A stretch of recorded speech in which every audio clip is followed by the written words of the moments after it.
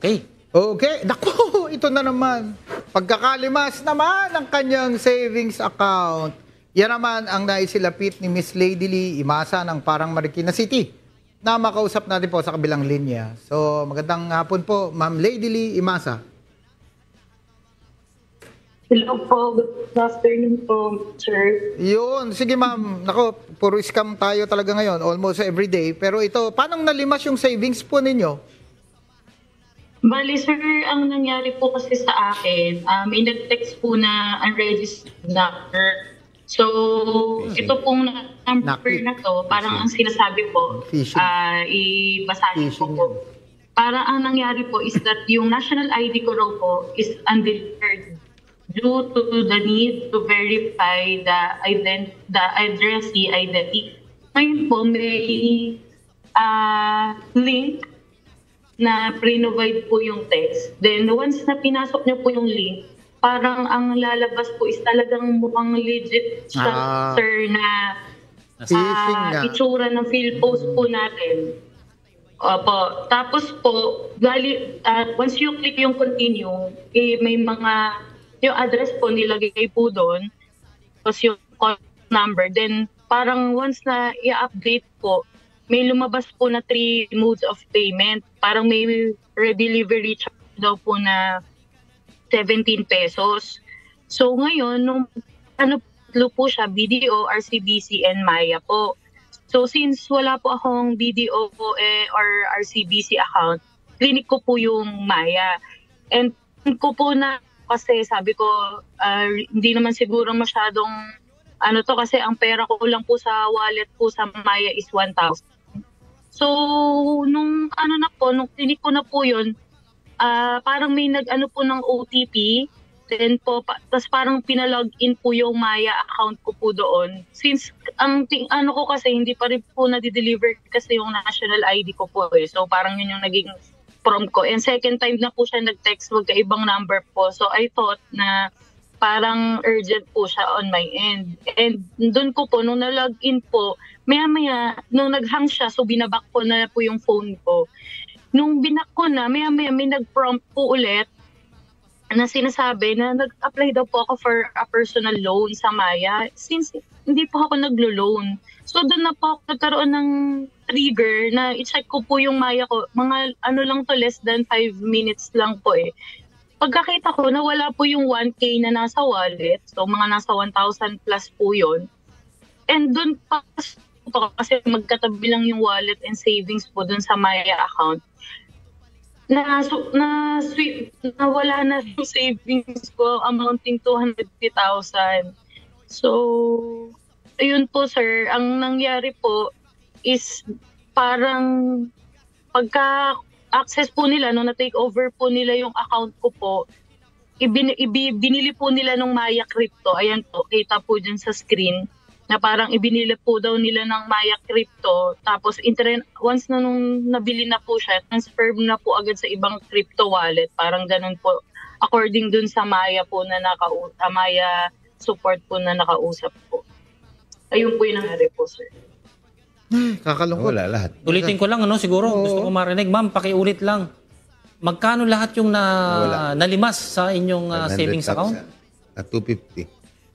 Bali, sir, yung nasa wallet po is 1,060.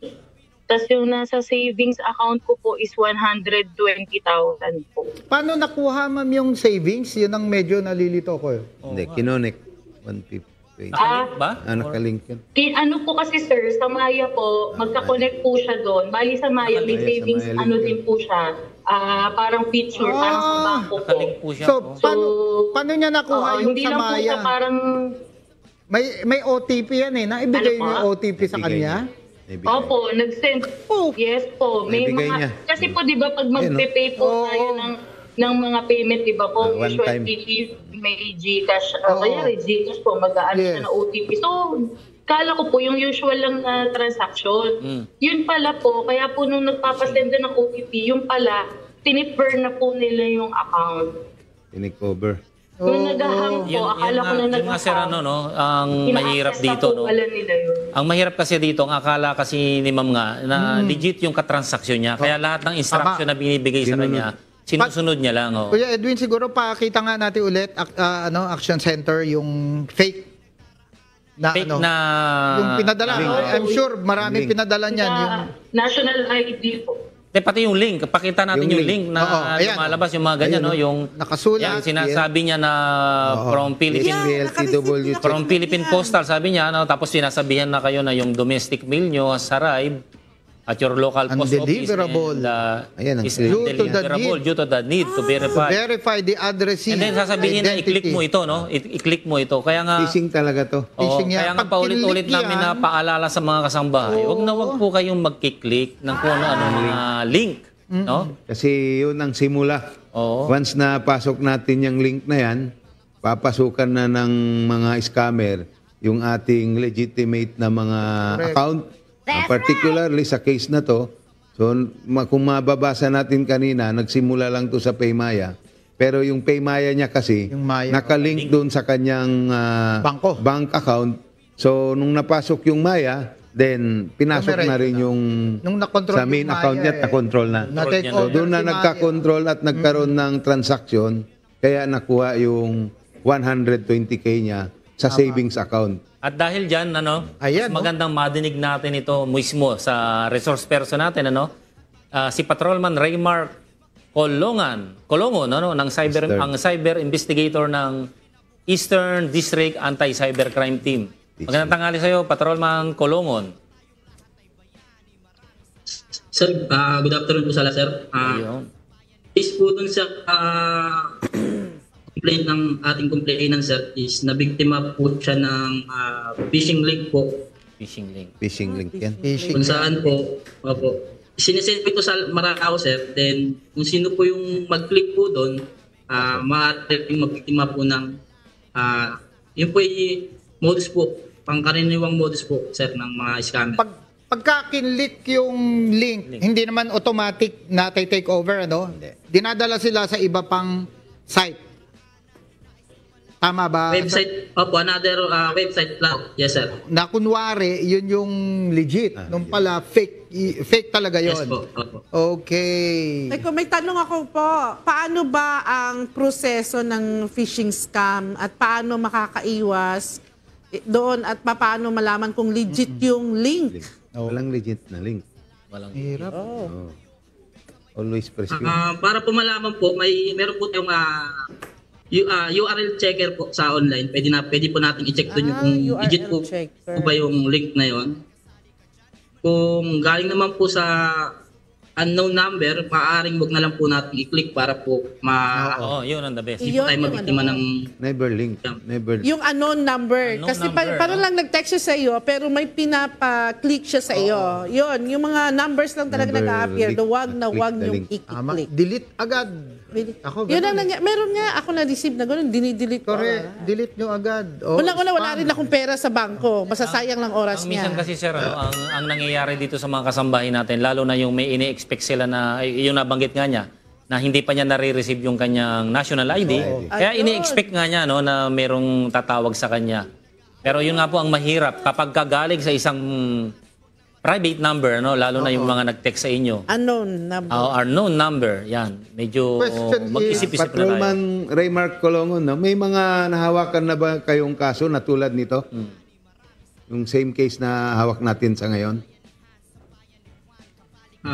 Opo, sir, marami. Yes.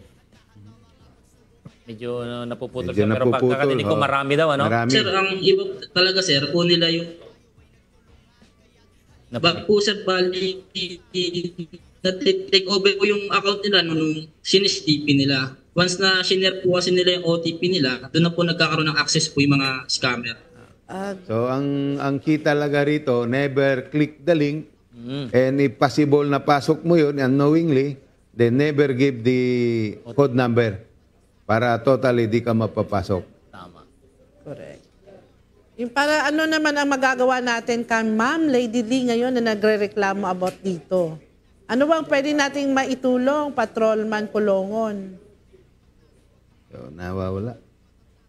Nakamute po yung... Patrolman Colongon, nandiyan ka pa ba? O medyo humihina. Yes sir, yes sir. O, yun. Tinatanong ni Ma'am, ni Ma'am Weng, kung ano daw ba yung mabilis na aksyon na maitutulong natin dito kay Ma'am Lady Lee.